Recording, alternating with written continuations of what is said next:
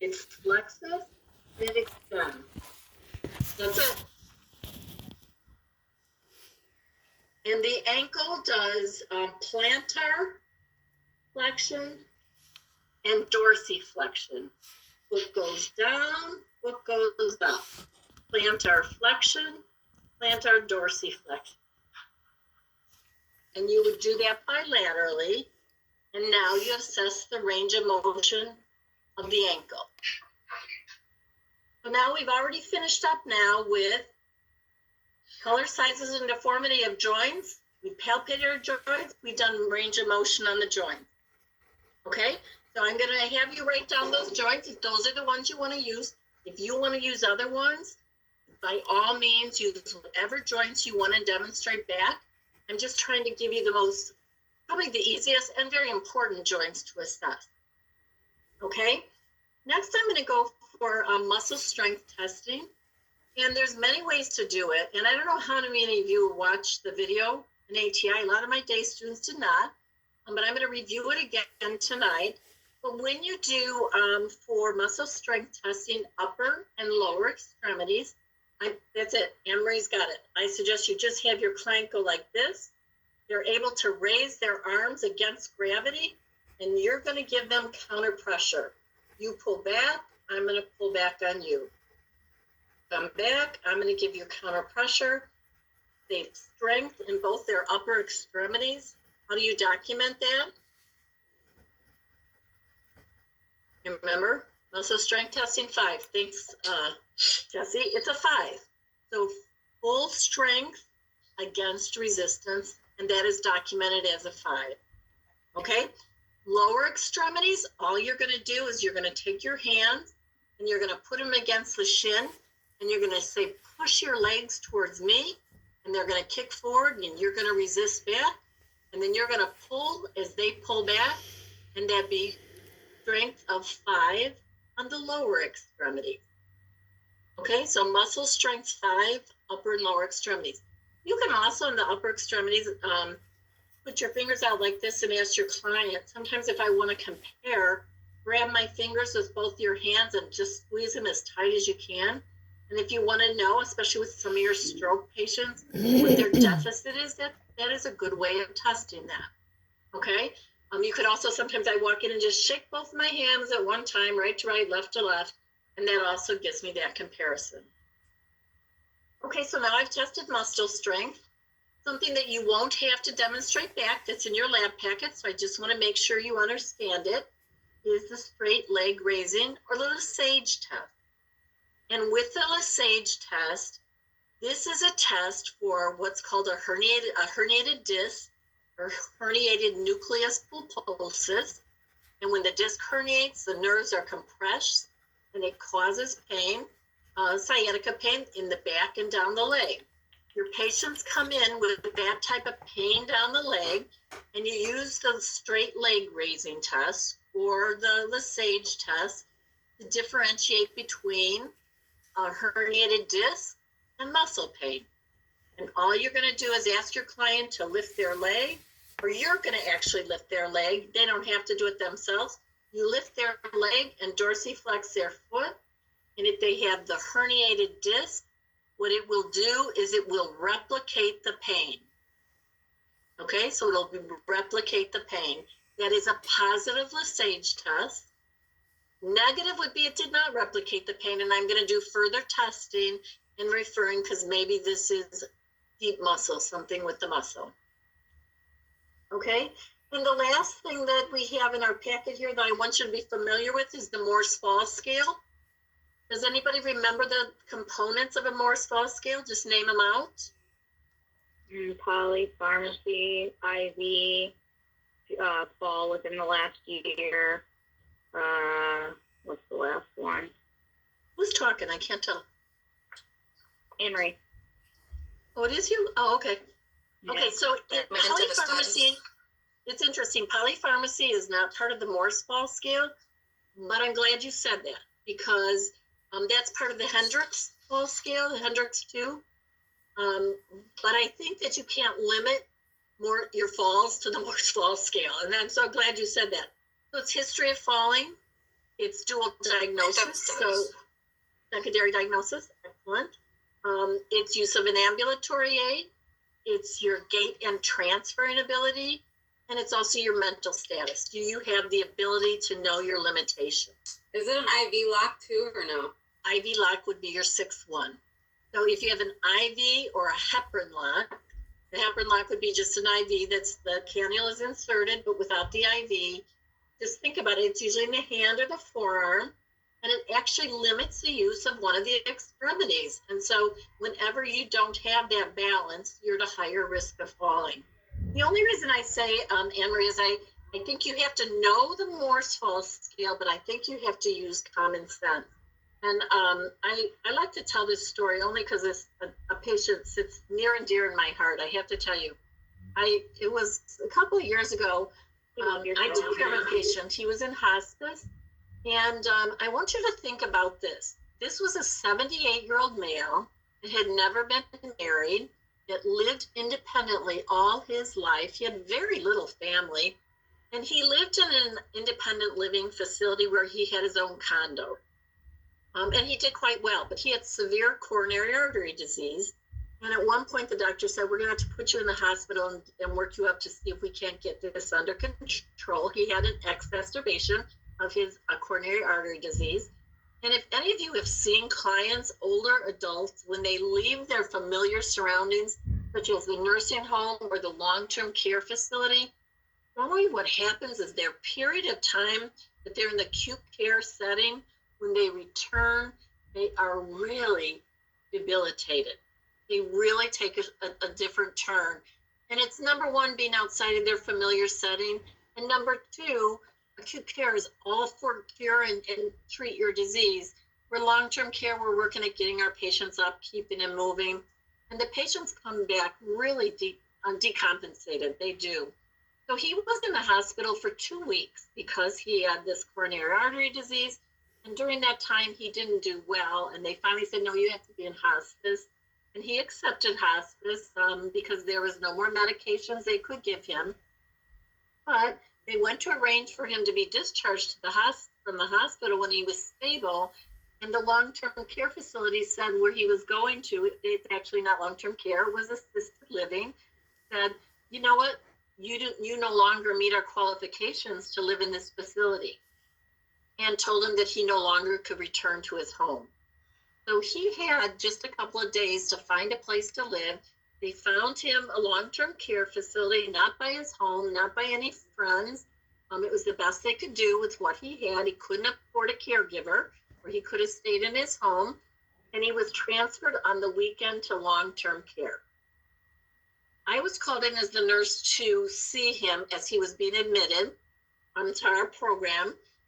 And what do you think I found when I found that man? A pleasant, happy gentleman, happy to see me? No, I found a man that was angry, depressed, just totally undone. He was so angry. And in the 24 hours he had been in the facility, I think the staff decided they didn't like him because what did he do? Well, he's lost all his control of his life. So what do? You take control with how you have. He rang his bell nonstop. So I went in, I met the man, and they said, oh, this guy, you're not going to like him. He's going to drive you crazy. And honestly, it was just the opposite. But when I went in, he said to me, there was a tray of food there. He goes, I'm not going to eat that, and you can't make me. And I said, of course I'm not going to make you eat the food if you don't want to eat the food. Do you want me to take it out of here? And he was like shocked, which made me think that people had said, you better eat. You're going to have to eat. You have to stay strong. I took the food out and I said, you know what? I'll call the dietitian. I'll leave a referral. They'll be here on Monday. Maybe you can call a friend if there's other foods that you want. And we made a plan. And he kind of warmed up to me only because he wanted that little piece of control. But the other thing is in long-term care facilities, if you come in on a weekend and you use a walker, you're not allowed to use your assistive device without it being approved by a physical therapist. And they didn't have a physical therapist on the weekend. Therefore, they took his walker away. So what it was there, an angry man that was devastated. So my recommendation was they put him by the nurse's station. They put some kind of a bell alarm on his bed, and that they get somebody. They arrange their staff like every 15 minutes, one person or another walk in that room and say, "I'm here for you today, Mr. Jones. I'm here for you today," to see if that wouldn't give him a little bit more feeling that they are watching him, and that he didn't have to constantly try to get that control. Well, before I left, he wanted to get up to bathroom. I showed him, I demonstrated him. He wasn't able to. So I helped him to bed with the help of somebody else. We gave him instructions, and he had to wait till Monday for his walker. Well, I went to see that gentleman. Now, is he a fall risk? 100%, absolutely. And on some things he doesn't fit in on this, but he was also on meds, Emery, which made me think that because he was on different meds because he was a wreck. And so I went to see that man the next week, and he was no longer there. So what did he do? He got out of bed. He was going to do it on his own. They didn't answer his call light. He fell, he hit his head, and he died. But think about that. Did I need a fall scale to tell me he was going to do that? No. So use your fall scales as guidelines. And that's why I like to introduce the two, the Hendricks as well as the Morse, because the Morse is it's very quick. It's very accurate. It's well proven. But the Hendricks brings a lot more into it, like the fact he was a male, like the fact he was on meds, like the fact that he was angry. It brings a little more of the emotional side into it that will make him fall. So I just like in his memory, I like to share that story with you because he was really a good guy. Anyway, so that's it. So now we're done with the musculoskeletal system. Done. Any questions on how you're going to assess the musculoskeletal system? Okay? And again, even in the lab, we all have our clothes on. It's not the same as when you go and care for your client and you're bathing them or dressing them or toileting them, when you can actually touch and palpate and inspect the joint. Okay, now I'm going to go into the neurologic system, and I'm going to start with just basic. The highest level of functioning is the mental status and speech, and I'm going to start with appearance and body language. So as I'm with my client, put him on here. I'm just looking at it. Good afternoon. My name is Debbie. Oh, I was going to shake his hand. I forgot we can't do that anymore. Good afternoon. My name is Debbie. I'm going to be your nurse today. I know that I've identified you earlier. I looked at your name, but I'm going to be doing an assessment on you.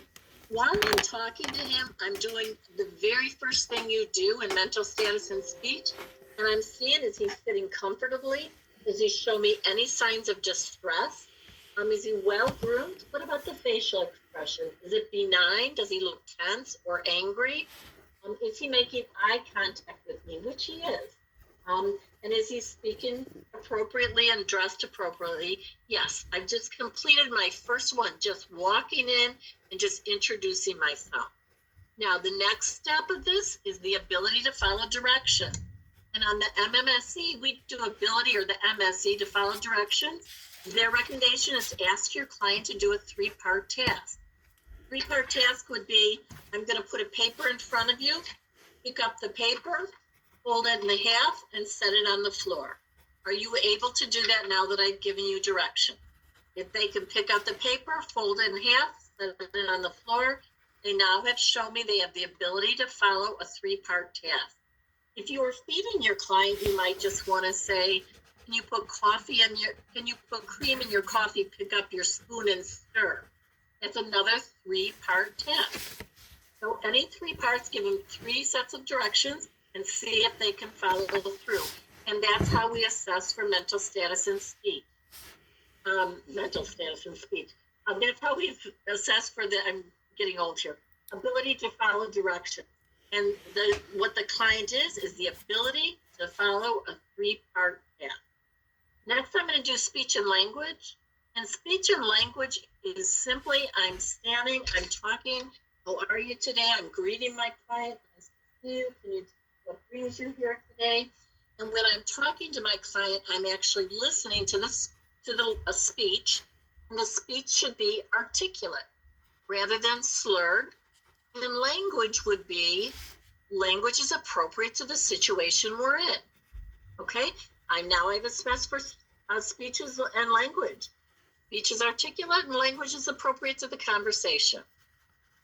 I'm gonna go one more down, level of consciousness and orientation. Yes? What if your patient does not speak English? How do you Well, assess that? You might not be able to. And that's true. So and that's a good point, because there's some things on here that maybe your patient doesn't read. So if you ask them to read a chart, they're not going to be able to do it. If they don't speak your language, you probably would have to have somebody of the same language help you with your assessment and use an interpreter. And would it be as accurate? Absolutely not. Absolutely not. So you would have to use a little more of the nonverbal cues, because we're going to run into that quite a bit. That's a great question. Okay, I'm going to do level of consciousness and orientation, but again, it's going to be very deliberate, because your patients that you're doing neurological assessments on, you ask them their person, place, time, and event many times throughout a shift, because if there's any deviation, you know that they could be close to having a neurological event. So now what I'm going to do is I'm just going to say directly, hello, Mr. Barry, I identified you earlier. Can you tell me where you're at? Can you tell me what time it is or what day it is? And can you tell me what brings you here? No, I've asked you that before. I'm going to be asking you again, but this is an assessment that we do on our client. Okay? Now I've assessed level of consciousness. My client is alert, and they're oriented ×4, person, place, time, and event. For memory, on the neurological assessment, I'm going to ask them for a recent event and a remote event. A recent event can be, what did you have for breakfast? Okay? People with dementia or cognitive disorders no longer have the ability to lay down new memory. So they can't remember recent events, but maybe they can remember an event from 10 years ago. So I might say, can you tell me what you had for breakfast? And see if they could recall if I in fact knew what they had for breakfast. Another thing that you can do on the mini mental status exam would be to say, I'm going to give you 3 words that are unrelated. I'm going to say them and you repeat them back to me. And then I'm going to see if you remember those in 10 minutes. Pony, quarter, orange. Say back to me. Pony, quarter, orange. Okay. And now I'm going to ask you that in 10 minutes. If they can remember those words in 10 minutes, then we call that recent memory intact. Remote memory would be an event from the past. And generally when I'm caring for patients, especially in long-term care, I like to look around their room and see what I see. Such as in the room here, is there hints of what family? If I see someone with lots of pictures, I might pick up a picture and show the client and say, hey, who's this? Is this somebody in your family? And generally they'll go back and tell me. That's a remote memory, remembering something from the past. Ask your client about, do you remember when your first grandchild was born, what that felt like? A remote memory, okay? So if they can recall both recent memories and remote memories, recent and remote memory is intact, and that's how it would be documented. Next, you're going to go to calculation ability. And I think calculation ability is a little difficult for your generation. I got to tell you, you guys don't do well without a calculator, but think about it. On the mini mental status exam, calculation ability is the ability to count backwards by 7s from 100. Now that sounds impossible for most of us. But if you think about it, if you have the ability to reason that out, that's called attention, the ability to reason it out. So maybe I can't go like by 10s, which would be easy, 100, 90, 80, 70, 60, 50, 40. 7s are different, but the whole point is that you can reason through it. So I know if I start at 100 and I take out 7, then I end up at 93. Then I know 93, okay, 3 and 4 is 7, so I'm going to go down to 90, and then I'm going to go 4 down, and I'm at 86. 86 to 80 is 6, so one more is 79. 7 from 79 is 72. That's reasoning it out, and that's calculation ability. And that's all it is, going backwards by serial 7. I also heard it said, and it wouldn't be calculation, but spelling the word world backwards and see if they could reason through that. And that would be the same thing. Abstract thinking is the next thing that's part of our mental status and speech, and that's the ability to interpret an abstract thought. And an abstract thought, in the past we used to use like proverbs, like people that live in glass houses do not throw stones. But I think a lot of your generation doesn't even know that proverb. Are you guys familiar with that or no? Oh, you are? Okay. A lot of my students are. So someone that did not have the ability to, you are older. Well, not, but I still have some students that say, well, also some of it is culture. I got to say some different cultures. I mean, when I was growing up, if I was making fun of a friend, my mother would say, no, Deborah, people in glass houses do not throw stones. You know, you've done that before. But somebody that couldn't think abstractly might just say, oh gosh, no, I wouldn't throw a stone in a glass house. I'd break my house. A neurologist I heard not long ago use the term, I think I said this in the lecture, the difference between a lie and a mistake. And someone that had no ability to abstract think would say, well, a lie is a lie, a mistake is a mistake, and not get the abstractness of, well, a lie is intentional, a mistake is not. And that's the ability to abstract think. Thought processes and judgment have to do with still having the ability to recognize the consequences of what you're doing. That's why sometimes there are people with dementia, cognitive disorders. They tend to give their money away. They write checks when they shouldn't, because they've lost the ability to know their consequences.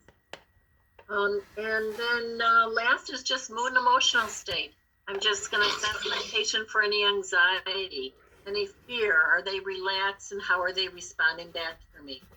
Now I've completed my entire mental status and speech assessment. I have a friend, and she had a brother that had a lot of neurological injuries. And every year, he was injured from birth, and now he's in his 40s.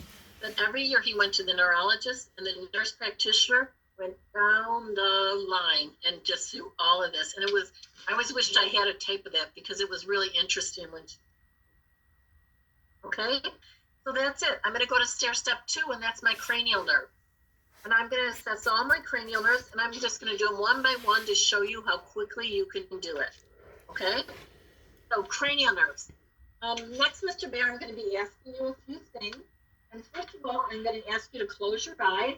I'm going to put something by your nose. And can you tell me what you smell? Okay, that's correct. That's coffee. Cranial nerve 1, your olfactory nerve, is intact. Cranial nerve 2, I would need a Snellen chart, which I don't have, and clinically you probably wouldn't have one, but I might use my name tag. Mr. Bear, can you spell my name? Deborah. That's correct. Do you have any trouble with your eyesight? No problem. So you can see well. Cranial nerve 2, the optic nerve, is intact. Cranial nerve 3, the ocular motor. 4, the trochlear, and 6, the abducens. I'm going to start by doing Perla.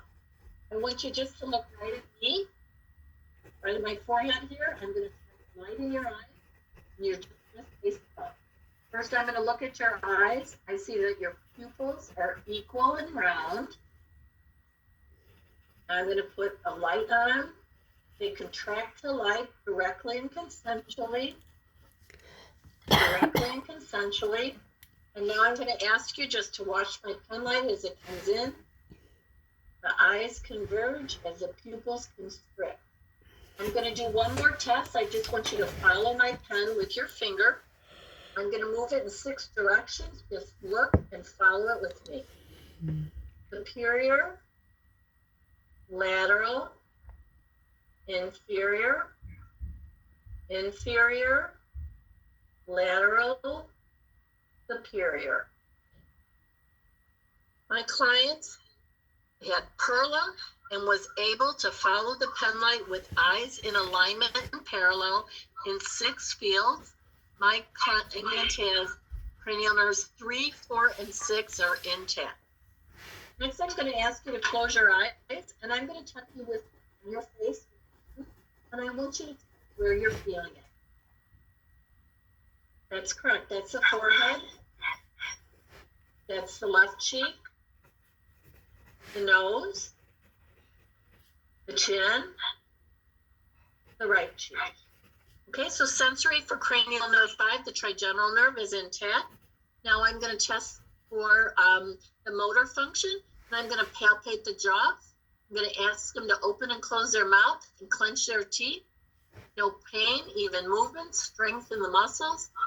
Cranial nerve 5, the trigeminal nerve is intact. Next, I'm going to assess the facial nerve. I'm going to ask my patient to smile, frown, move their eyebrows up and down, off their cheeks, and I'm noticing symmetrical movement in all areas when I'm doing the assessment. Cranial nerve 7 is intact. My patient had a stroke and they smiled, it might be lopsided. When they raise their eyebrows up and down, you might see furrows on one side and not on the other. Okay, cranial nerve 7 is intact.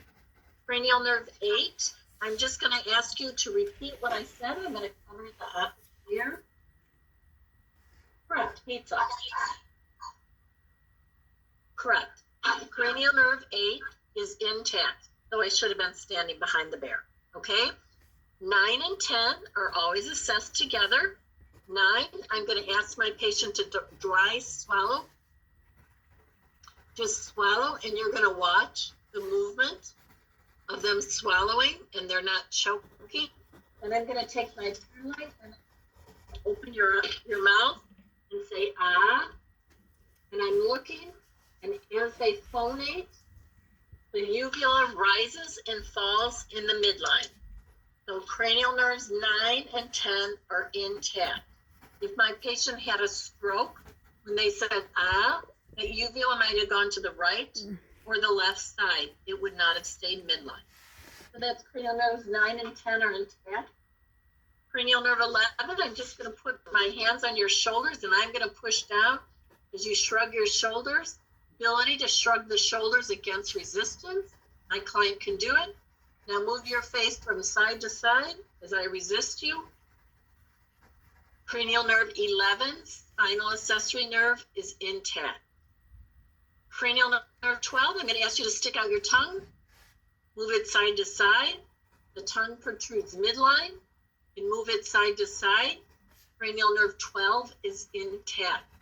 Cranial nerve 12, the hypoglossal nerve is also tested with asking our patient to say phrases that have diphthongs. They're very hard letters. Light, tight, dynamite is a common phrase that's used to do a neurological assessment. And it tests your ability to use your tongue to make hard sounds that are called diphthongs. And that's cranial nerve 12, intact. I've totally completed my cranial nerves. Any questions? Okay. How do you make it look so easy? You know what? I believe it is easy for you guys, but you got to get to the bedside and do it. But you're not going to have any trouble if you learn it. I truly believe it. And the next stair step is motor and cerebellar function. Motor function we already did, so I'm not going to repeat it. It's the muscle strength, the muscle movements. The only other thing, it's range of motion and gait. It also includes involuntary movements. So if you're seeing tremors or any involuntary movement of an extremity, you would also include that in that assessment. Next, we're going to go to cerebellar function. And remember, cerebellar function is balance and coordination. And the first part of the assessment of the cerebellum is that you use rapid alternating movement. And the easiest one to do is take your hands and pat your knees, turn your hands. Pat your knees, turn your hands. Increase the rate of speed and see if your client is able to do it at a quick speed. And what is normal is that they can move with accurate movement, back and forth and back and forth. And that is is called rapid alternating movement. Excellent, Anne Marie. The next one is the ability to take your finger to finger. And again, its movement is smooth and accurate. Put out your hand, touch each of your fingers to your thumb. Increase the speed, and you be smooth and accurate with your movement. I had a neighbor, actually a young man, that had a brain tumor that they nicked the part of the cerebellum. And when he came out of surgery, he just couldn't even find the thumb with his fingers. But with time and therapy, he eventually got it back. Okay? The next one is the finger to nose test.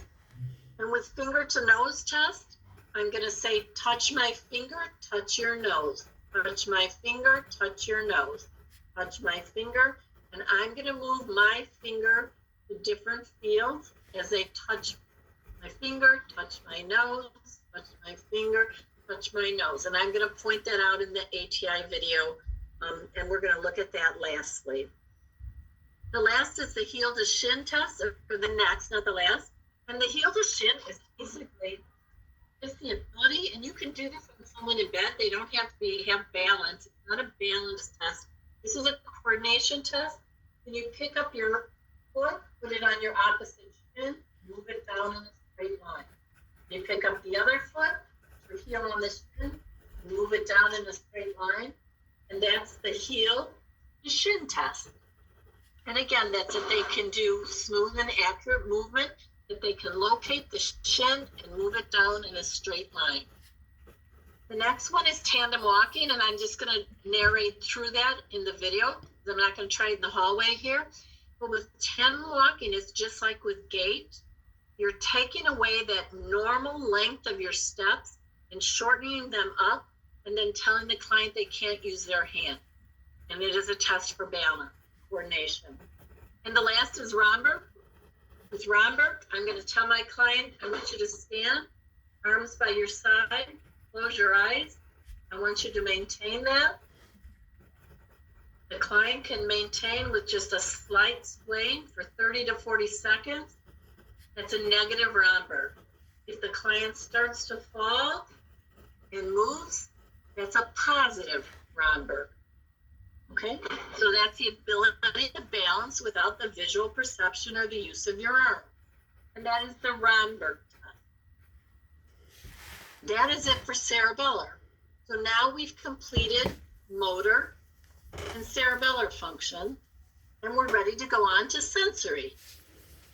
Sensory has everything that you do with your sensory assessment is done with the eyes closed. So I'm going to start with pain, sharp and dull.